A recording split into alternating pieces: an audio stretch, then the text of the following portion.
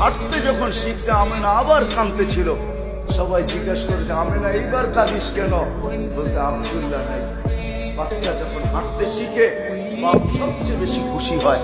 আঙ্গুল ধরে হাঁটানোর গতি বাড়ায়, এইখানে নিয়ে যায়, ওইখানে নিয়ে যায়, এইখানে ছেড়া দেয়, ওইখানে ছেড়া দেয়।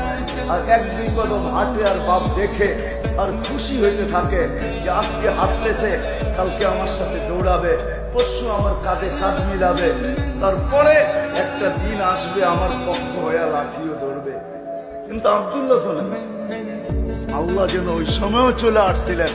কোরআন মনে হয় এটাই বুঝাইতে চাইতেছে, আমেনার চোখের পানিকে বুঝানোর জন্যই যে আল্লাহ মনে হয় বুঝাইতেছিলেন, আমেনা কাঁদিস না। আব্দুল্লাহ ঘুরাইলে আর কোথায় ঘুরাইতো? মক্কার অলি গলি, দুটা বড় মেলা, ওকাজ আর মাজান্না, আর দূরে নিলে হয়তো নানির বাড়িতে নিয়ে যাইতো।